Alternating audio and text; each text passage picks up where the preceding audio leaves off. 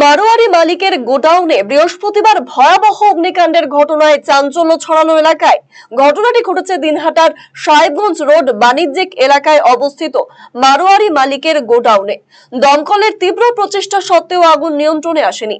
মারোয়ারি ব্যবসায়ীর পাট এবং তামাকের গোডাউনে ভয়াবহ অগ্নিকাণ্ডের ঘটনা ঘটে। খবর পেয়ে ঘটনাস্থলে আসে দিনহাটা দমকল বিভাগের তিনটি ইঞ্জিনের সমন্বিত প্রচেষ্টা সত্ত্বেও আগুন এখনো নিয়ন্ত্রণের বাইরে রয়েছে। ঘটনাস্থলে উপস্থিত হয়েছেন উত্তরবঙ্গ উন্নয়ন মন্ত্রী উদয়ন গুহ।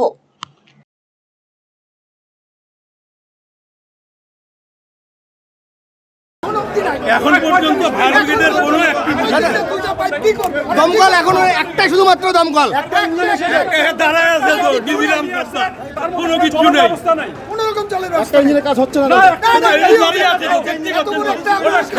জল নিয়ে আসছে, সামান্য একটু জল নিয়ে আসছে, কি আছে এটা ফায়ার ব্রিগেডের ব্যবস্থা আরো ক্ষতি হবে।